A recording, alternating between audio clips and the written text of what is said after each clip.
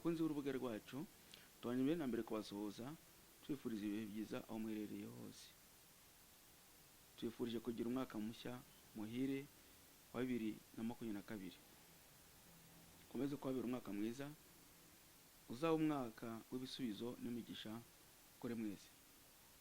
Kuko mumenyereye channel yakigamije kudufasha kungurana ibitekerezo cyane cyane ku bibazo by'amategeko tugenda duhura nabyo umunsi ku wundi. Dukomeje gushimira abamaze gukora subscribe cyangwa sabone mu ndimi z'amahanga ndetse n'abazayikora bagifungura kino kiganiro cyangwa nyuma yaho. Turashimira kandi nanone abaduha inama, abatwungura ibitekerezo, abaduha topiki zitandukanye dushobora gukora ibiganiro bifasha abantu benshi. Ufite icyo wifuza kutugezaho cyagira abandi umumaro, duhamagare kuri telefone igendanwa 0780408040. Ushobora no kutwandikira email kuri kesiyangu@gmail.com.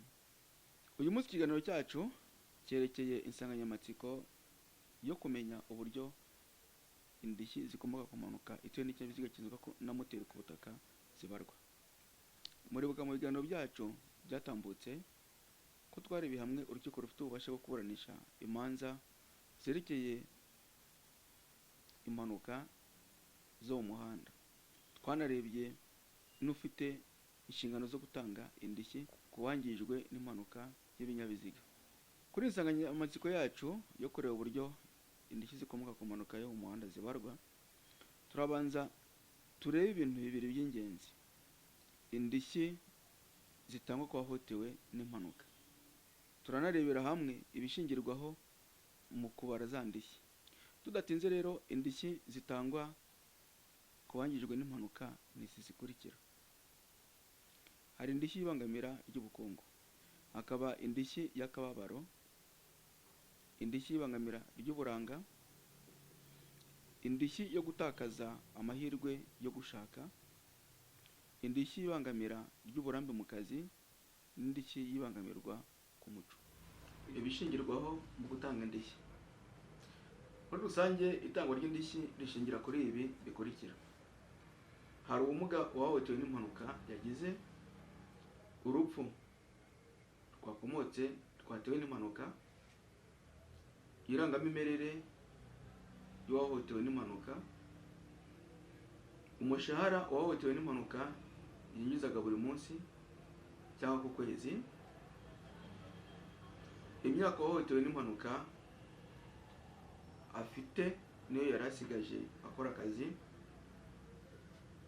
amashuri uwahotewe n'impanuka afite, igipimo cy'ibitsa,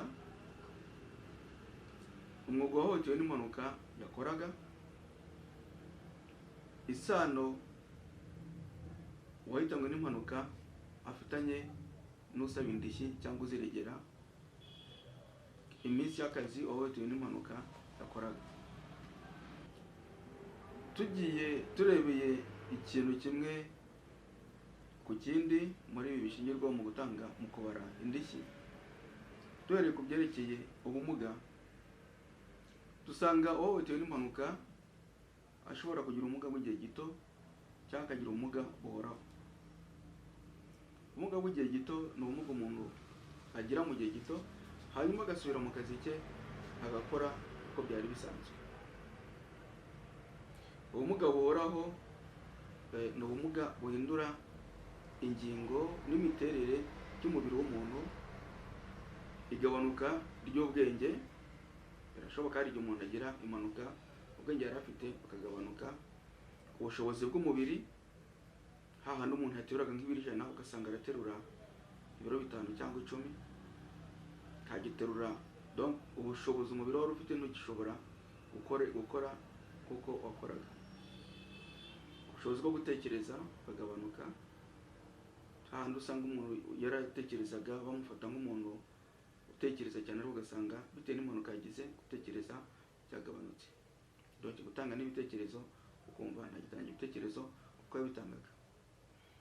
Hari ikibazo cyo kumva, umuntu wakoze impanuka ugasanga hari ubushobozi bwagabanutse ku buryo usanga atumva nk'uko yumvaga. Ubwo bumuga rero uwabugize akarinda gusazana. Nicyo usanga ubumuga buhoraho, ni bwa bumuga umuntu arinda asazana. Ubumuga nk'uko iteka rya perezida rishingirwaho mu kubara indishyi riri biteganya, bubarwa ku ijanisha bikozwe n'umuganga cyangwa itsinda ry'abaganga bakurikiranaga uwahohotewe n'impanuka. Ibyo bikaba nyuma yo gukira ibikomere. Ubumuga rero bwashyizwe mu byiciro bibiri by'ingenzi, bigizwe n'ubumuga buhoraho butarengeje ijanisha rya 30%, ndetse n'ubumuga buhoraho burengeje ijanisha rya 30%. Ibyerekeye urupfu.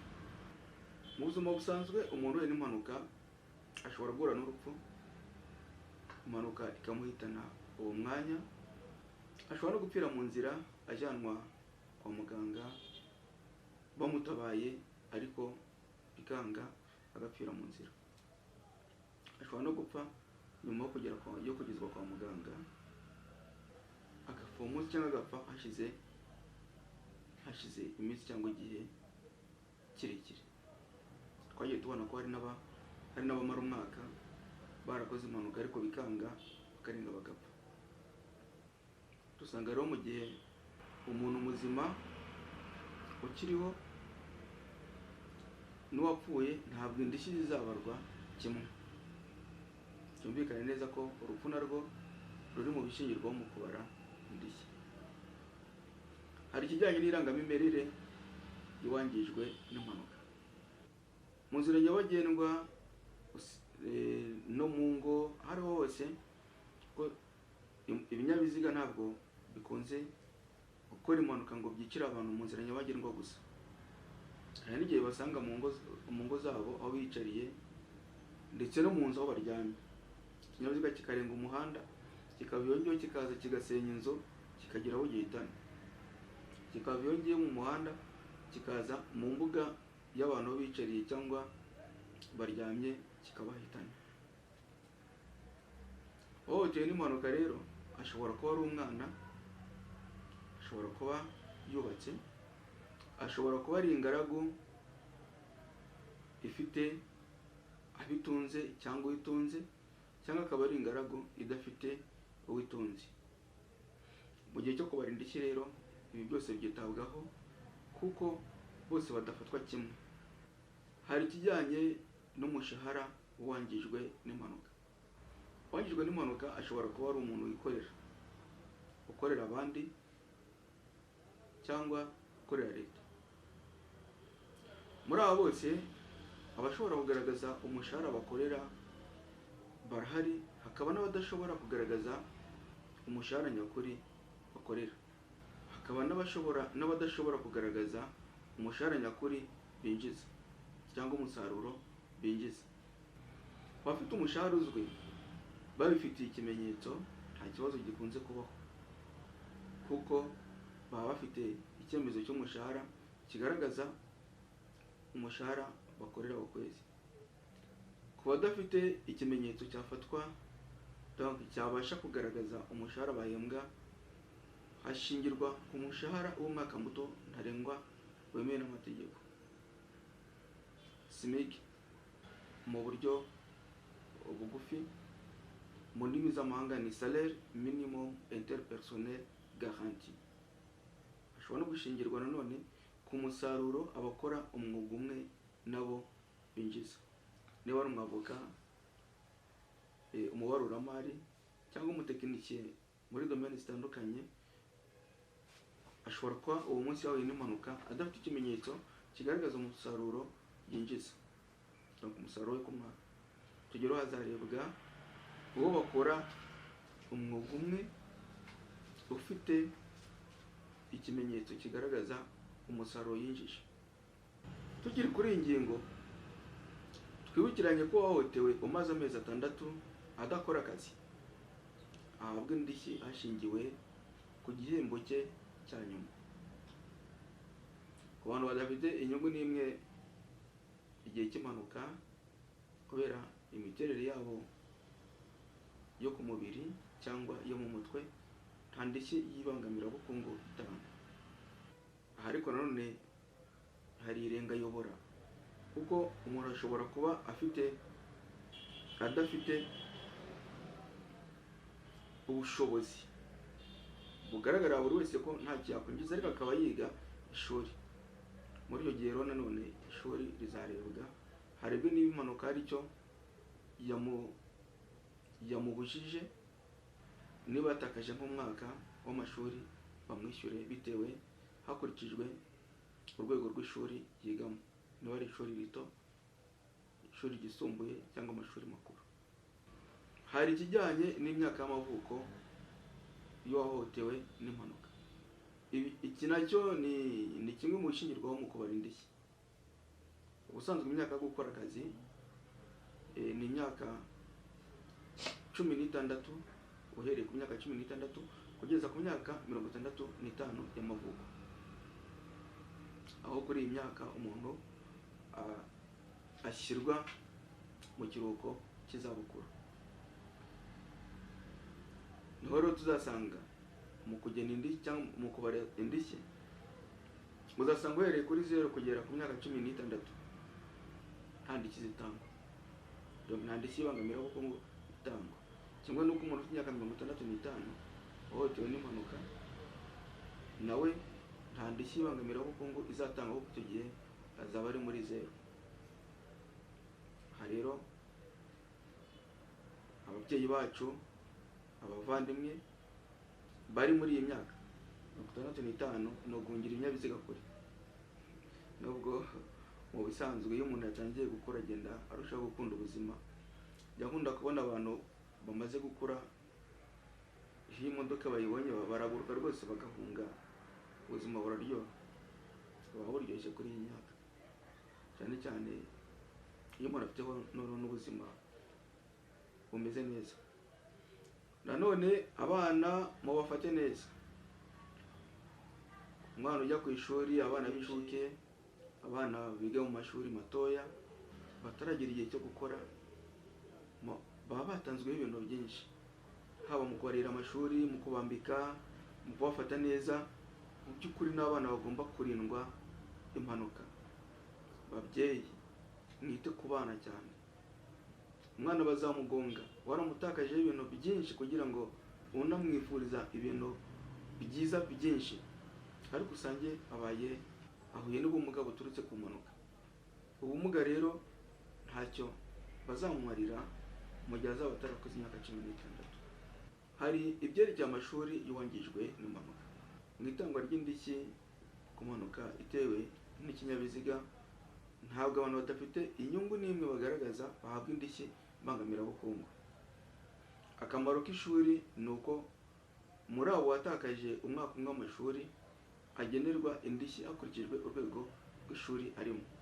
Niba yiga mu mashuri abanza, mu mashuri y'incuke, mu mashuri yisumbuye cyangwa makuru, indishyi hari uburyo bwateganyijwe zigomba kubarwa bitewe n'icyiciro umuntu yari arimo. Hari ibijyanye n'igipimo cy'ibitsa. Igipimo cy'ibitsa ni igipimo cy'inyungu y'ibitsa ikoreshwa n'amabanki. Iki gipimo cyifashishwa muri formule ishingirwaho mu kubara indishyi mbangamirabukungu ku bantu bafite ubumuga buhoraho burengeje ijanisha rya 30% no ku bafite uburenganzira ku ndishyi mu gihe wahohotewe n'impanuka yapfuye. Iki gipimo rero kigenda gihinduka mu bihe bitandukanye, ku bihe bigenda biza niko igipimo cy'ibitsa gihinduka. Mu manza, mu nkiko hifashishwa igipimo kiboneka mu manza hifashishwa igipimo kiboneka ku rubuga rwa Banki Nkuru y'u Rwanda, BNR mu magambo ahinnye. Hari ibijyanye n'umwuga wahohotewe n'impanuka yakoraga. Umwuga wahohotewe n'impanuka yakoraga ni ikintu gishobora kwifashishwa mu gushaka umusaruro w'umwaka washingirwaho mu kubara indishyi. Birashoboka ko umuntu wigenga wakoraga umwuga ahura n'impanuka nta kimenyetso afite kigaragaza umusaruro yinjiza ku mwaka.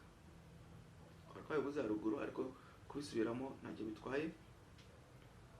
Mu kubara indishyi rero hashobora kugenderwa ku kimenyetso cy'umusaruro uwo bakora umwuga umwe afite. Hano hazamo abavoka, ababaruramari, abanoteri, abatekinisiye mu bintu bitandukanye, n'abandi bagenda bikorera bakora imyuga itandukanye. Hari ikijyanye n'isano uwahitanywe n'impanuka afitanye n'usaba indishyi cyangwa ugeregera. Isano uwahitanywe n'impanuka afitanye n'usaba indishyi ni kimwe mu bishingirwaho mu kubara indishyi yibangamirwa ku muco. Uwashyingiranywe na nyakwigendera, ababyeyi ba nyakwigendera, umwana we n'abavandimwe ntabwo bagenerwa umubare ungana w'indishyi. Buri wese afite amafaranga agenerwa bitewe n'isano afitanye na nyakwigendera. Aho byumvikana neza ko isano ari ikintu gituma gishingirwaho mu kubara indishyi. Hari ibyerekeye iminsi y'akazi uwahohotewe yakoraga. Iminsi y'akazi umuntu yakoraga ifite uruhare mu gushingirwaho mu kubara indishyi, cyane cyane ku bakora nyakabyizi. Uyu munsi urubanza rutanga nk'igitekererezo mu nkiko, hagaragazwa iminsi y'akazi ishingirwaho mu kubara indishyi. Ni urubanza RCAA 0202 agakoni 07 agakoni Cour Supreme twakiwe n'urukiko rw'ikirenga ku itariki ya 9 ukwezi kwa 4 2009. Uru ni urubanza urukiko rw'ikirenga rwatanze nk'umurongo ku bijyanye no kugaragaza iminsi yashingirwaho mu kubara indishyi, donc iminsi y'akazi. Hari aho wasangaga bavuga ati umuntu ntabwo akora ataruhuka, umuntu agomba kuruhuka, ariko nanone bakirengagiza ko nta tegeko rihari rikumira cyangwa rihana umuntu ukora iminsi yose y'ukwezi. Ibyo rero byakundaga gukorwa n'abahagararira ibigo by'ubwishingizi, bashaka kugaragaza ko umuntu atakora ataruhuka kugira ngo amafaranga y'indishyi agabanuke.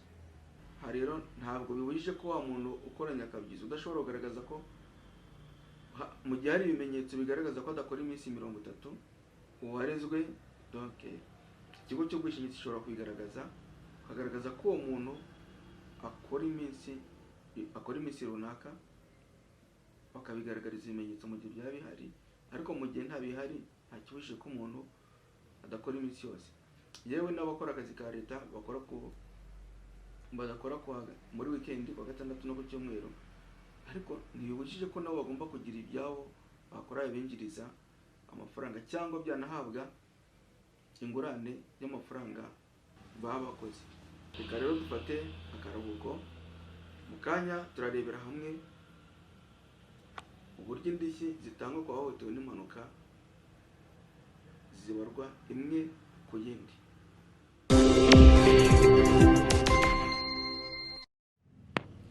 Ikiganiro cyacu kirakomeje ku byerekeye uburyo indishyi zitangwa ku bahohotewe n'impanuka zibarwa imwe ku yindi.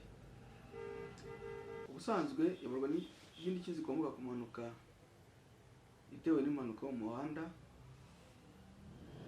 zitewe n'ibinyabiziga zibarwa hashingiye ku iteganywa n'iteka rya Perezida nimero 31 agakoni 01 ryo kuwa 25 Kanama umwaka wa 2003 rishyiraho uburyo bwo kwishyura indishyi ububabare bw'umubiri buturutse ku mpanuka zitewe n'ibinyabiziga. Aha rero tugiye kurebera hamwe ibyerekeye ibarwa ry'indishyi y'ibangamirabukungu. Indishyi y'ibangamirabukungu igenerwa abahohotewe n'impanuka bafite ubumuga buhoraho butarengeje 30%, abafite ubumuga buhoraho burengeje 30%, abafite uburenganzira ku ndishyi zikomoka ku ishwa n'impanuka, n'abagize ubumuga bw'igihe gito biturutse ku mpanuka. Reka rero turebere hamwe uko indishyi y'ibangamirabukungu ibarwa ku bahohotewe n'impanuka ufite ubumuga buhoraho butarengeje 30%. Ku bahohotewe n'impanuka ufite ubumuga buhoraho butarengeje 30%, indishyi y'ibangamirabukungu igenwa hakurikijwe agaciro kagereranyije ijanisha ry'ubumuga n'imyaka wahohotewe ku itariki yemerejweho. Agaciro kagereranije kangana na rimwe gukuba umushahara w'umwaka muto ntarengwa wemewe n'amategeko yari umuntu udafite impamyabushobozi ku mwuga cyangwa impamyabumenyi y'amashuri yisumbuye. Aka gaciro none kangana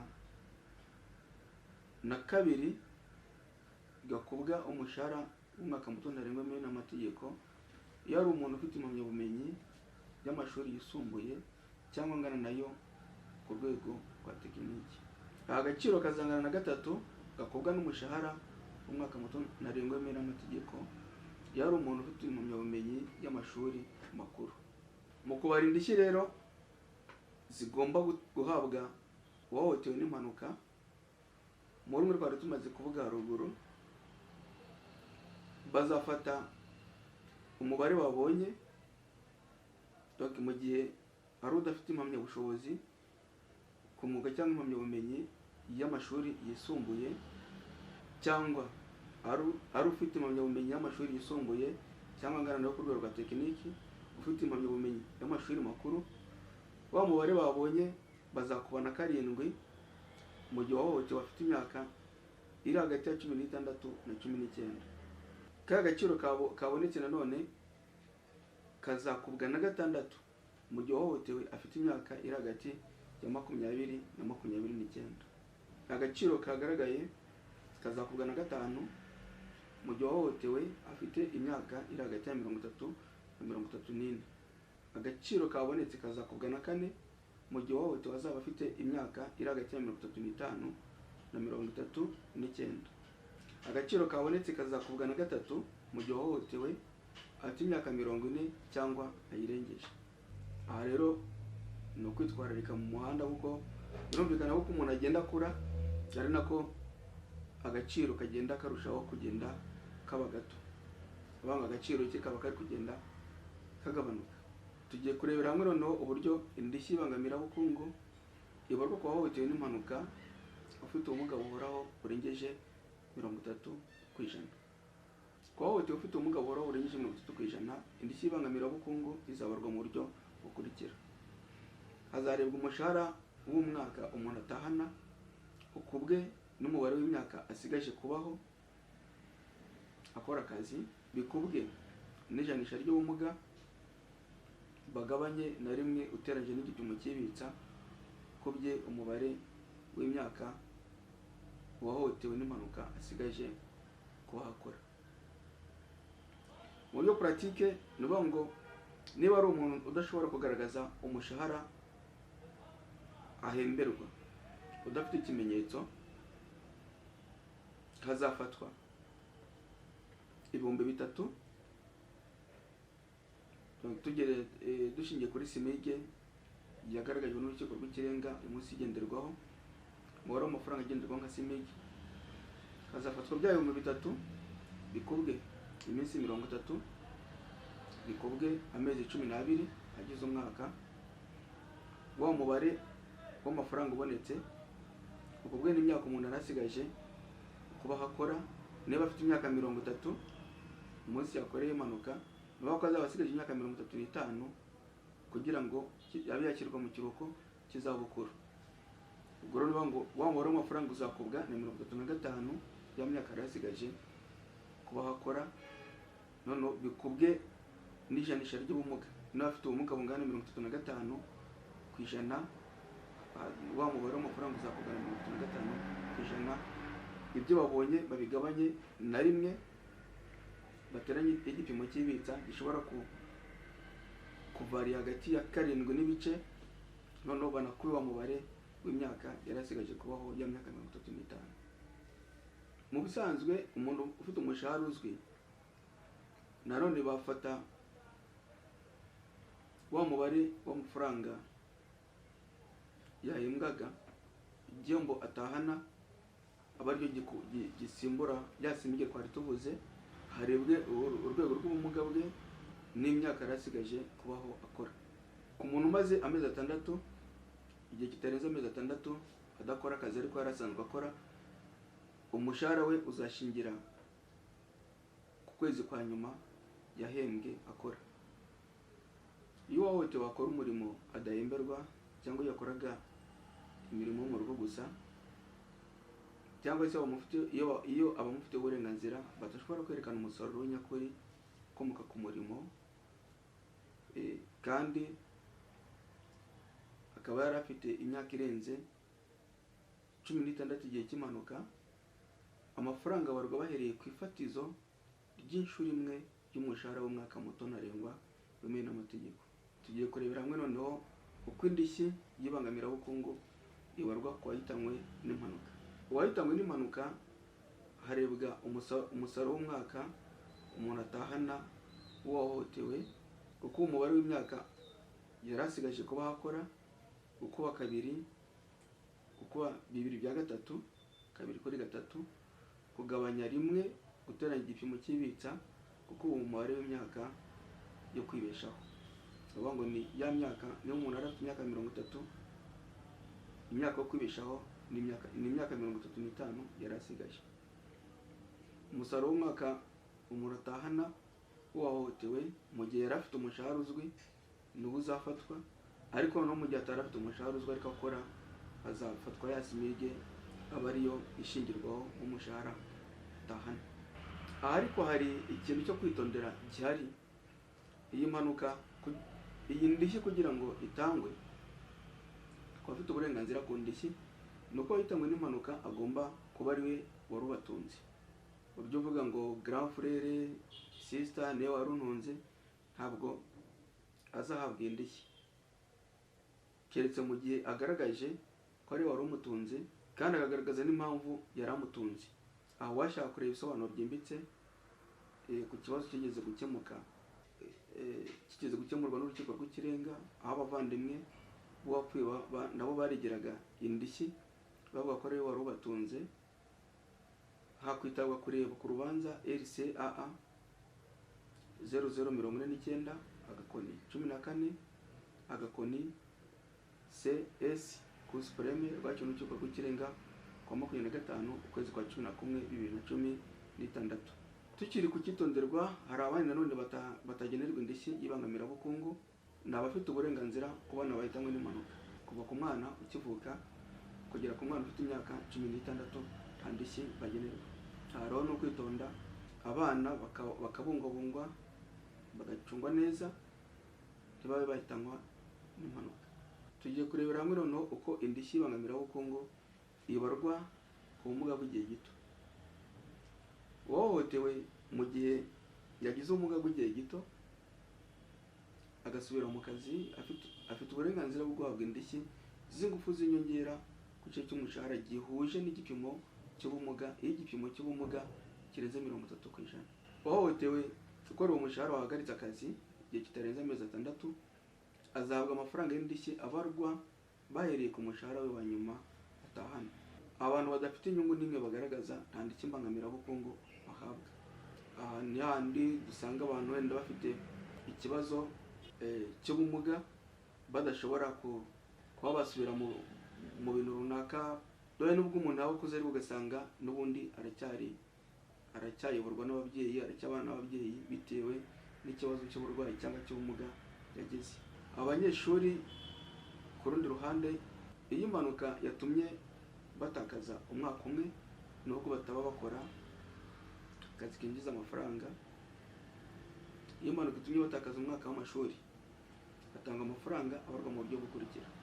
Iyo yari umunyeshuri watakaje umwaka w'amashuri mato, bazafata umushahara w'umwaka muto ntarengwa wemewe n'amategeko bawukube na 0.5. Umunyeshuri wo mu mashuri yisumbuye watakaje umwaka w'amashuri bazafata umushahara ntarengwa w'umwaka muto ntarengwa wemewe n'amategeko bawukube 1.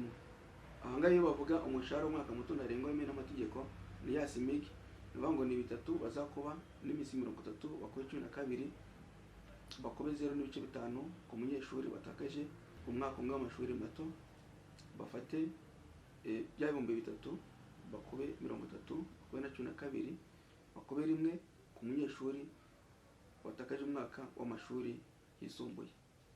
Ku watakaje umwaka w'amashuri makuru n'abandi baba biga kaminuza bazafata umushahara w'umwaka muto ntarengwa w'imena amategeko ukube kabiri, niba ko bazafata 3,000 bakube 30, bakube 12, bakube kabiri. Tugiye kurebera hamwe uburyo indishyi y'akababaro nayo ibarwa. Iyi ndishyi itangwa ku bantu bakiriho bagize ubumuga buhoraho. Ibangamira rikomotse ku mpanuka ryashyizwe ku kigereranyo cy'inzego enye: hari iryoroshye, iriciriritse, irikomeye n'irikomeye cyane. Iryoroshye ni mu gihe uwahohotewe n'impanuka afite ubumuga buhoraho buva kuri 0 bukagera kuri 20%. Iriciriritse ni mu gihe uwahohotewe n'impanuka afite ubumuga buhoraho buva kuri 21 kugera kuri 40%. Irikomeye ni mu gihe uwahohotewe afite ubumuga buhoraho buva kuri 41 bukagera kuri 75%. Irikomeye cyane ni mu gihe uwahohotewe n'impanuka afite ubumuga buhoraho burengeje 75%. Indishyi zizatangwa rero birumvikana ko zizatangwa hakurikijwe hashingiye kuri izi nzego, aho uwagize ibangamira ryoroshye no kuvuga ufite ubumuga buhoraho buva kuri 0 kugera kuri 20 ahabwa indishyi y'akababaro ingana n'10% by'umushahara w'umwaka muto ntarengwa wemewe n'amategeko.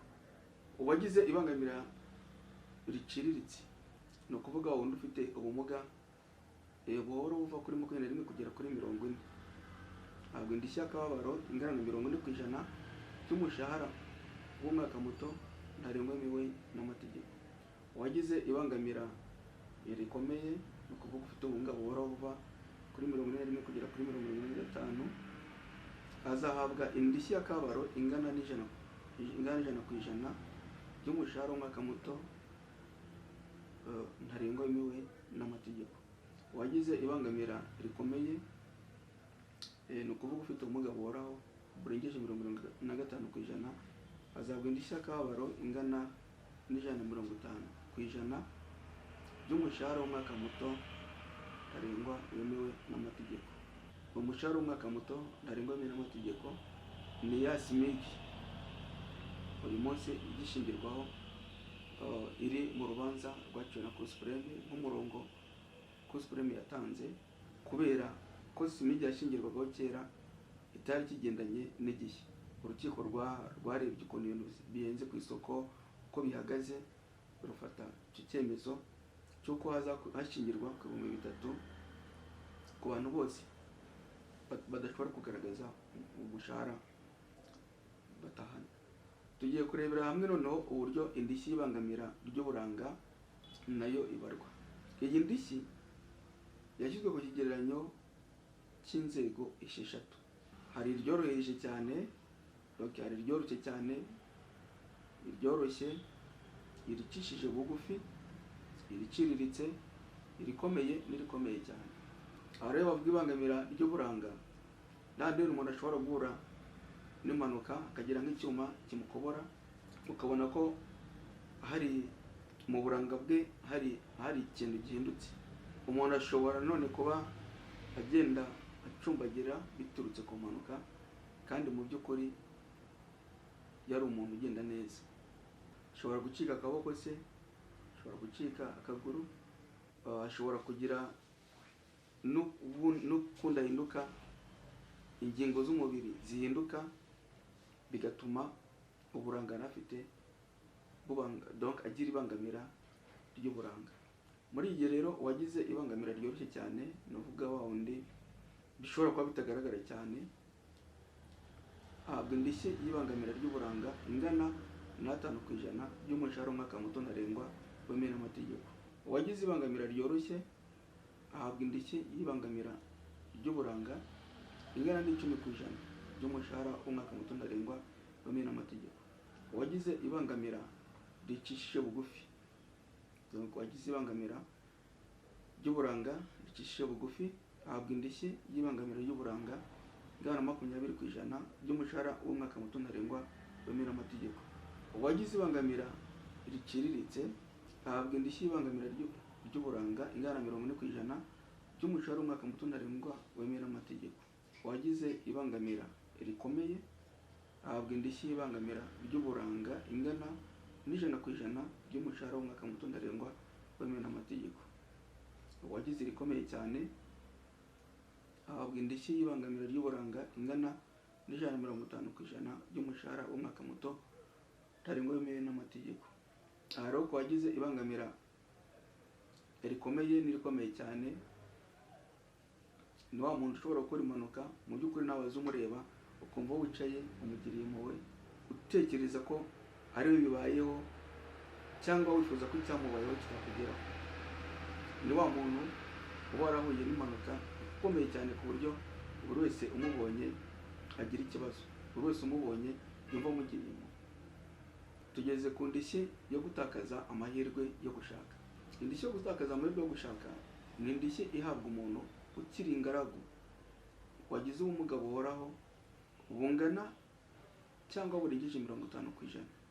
Iyi ndishyi nanone ihabwa umuntu w'ingaragu wagize ibangamira ry'uburanga rirengeje urwego rwa 5. Ni ukuvuga wa wundi wagize ibangamira ry'uburanga rikomeye cyane, wa wundi uwo ari we wese abona akaba yamutera impuhwe. Indishyi yo gutakaza amahirwe yo gushaka ibarwa mu buryo bukurikira. Mu gihe wahuye n'impanuka atagejeje ku myaka 25, indishyi izabarwa bafata kabiri bakube n'umushahara w'umwaka muto ntarengwa wemewe n'amategeko. Mu gihe wahotewe n'impanuka arengeje imyaka 25, indishyi izabarwa bafata rimwe bakuba umushahara w'umwaka muto ntarengwa wemewe n'amategeko. Aha ni handi rero tubabwira ko umuntu mukuru rwose uko umuntu agenda aba mukuru niko indishyi zigenda zigabanuka. Ni ukwitonda abantu bakajya birinda impanuka. Reka turebere hamwe noneho ibijyanye n'indishyi ibangamira ry'uburambe mu kazi. Indishyi ibangamira ry'uburambe mu kazi ihabwa umuntu wari usanzwe akora. Iyi ndishyi ihabwa kandi umunyeshuri wo mu mashuri y'imyuga, wo mu mashuri makuru cyangwa ndangana nayo ashobora kwizera. Aha ni icyagihe uzasanga uwari umushoferi wagize ikibazo cy'umugongo adashobora gutwara imodoka kinyamwuga kuko ayitwaraga.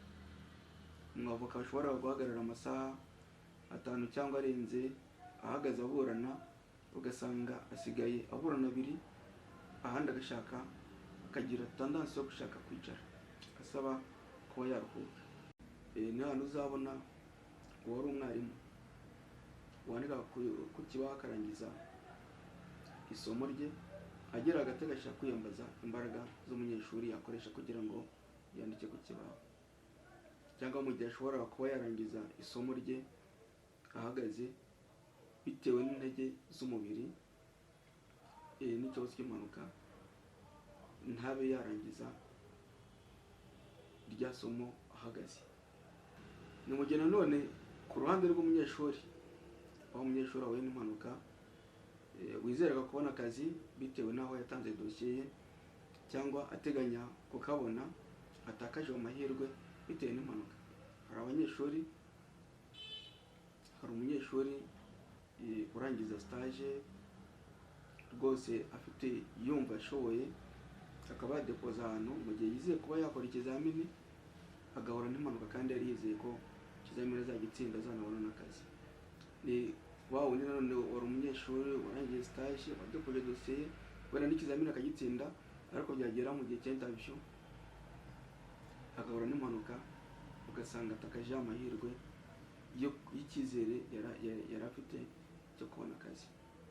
Ku munyeshuri rero iyi ndishyi izabarwa hafatwa umushahara w'umwaka muto ntarengwa wemewe n'amategeko adashobora kurenza. Bivuga ngo ku munyeshuri amafaranga ahabwa ntashobora kurenga umushahara w'umwaka muto ntarengwa wemewe n'amategeko. Ku muntu wari usanzwe akora akazi ahabwa amafaranga agarukira ku mezi 6 y'umusaruro abazwe kandi atarengeje inshuro 30 umushahara w'umwaka muto ntarengwa wemewe n'amategeko.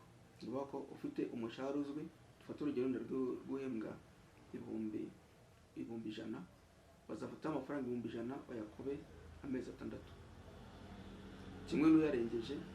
Ariko noneho abandi bafite imishahara itubutse hazirindwa ko wa mushahara we ntabwo ugomba kurenga inshuro 30 umushahara w'umwaka muto ntarengwa wemewe n'amategeko. Tugiye kurebera hamwe noneho ibyerekeye ibarwa ry'indishyi yibangamira ku muco. Indishyi yibangamira ku muco yibangamirwa ku muco ihabwa abafite uburenganzira ku ndishyi zikomoka ku wahitanywe n'impanuka. Indishyi muri make ni indishyi yibangamira ry'umubano abasigaye bari bafitanye bagize bitewe n'urupfu rwa nyakwigendera.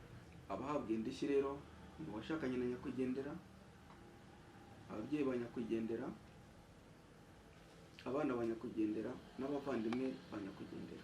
Ibarwa ry'indishyi rizakorwa mu buryo bukurikira. Ku bashakanye na nyakwigendera bafata umushahara w'umwaka muto utarengwa wemewe n'amategeko bakawukuba rimwe. Ku babyeyi ba nyakwigendera bafata umushahara w'umwaka muto ntarengwa wemewe n'amategeko bagakuba 0.75. Bivuga ngo kuri buri mubyeyi ku wapfuye afite ababyeyi bombi, buri wese bazafata umushahara w'umwaka muto ntarengwa wemewe n'amategeko bakube na 0.75. Ku bana ba nyakwigendera ibarwa ry'indishyi iribarwa kimwe no ku babyeyi ba nyakwigendera. Nanone bazafata umushahara w'umwaka muto ntarengwa wemewe n'amategeko bakube na 0.75 kuri buri mwana wa nyakwigendera. Ku bavandimwe ba nyakwigendera bafata umushahara w'umwaka muto ntarengwa wemewe n'amategeko bagakuba na 0.5 ahabwa buri muvandimwe wa nyakwigendera. Ikiganiro cyacu kirangiriye aha ngaha. Bari kumwe na Maître Amani Jean de Dieu. Ubutaha tuzarebera hamwe uko bigenda mu gihe wahohotewe n'impanuka habaye kwibeshya mu kwandika mwirondoro. Dukomeje gushishikariza abatarakora subscribe kugira ngo bayikore, dushimira kandi abamaze gukora subscribe cyangwa sabone mu ndimi z'amahanga.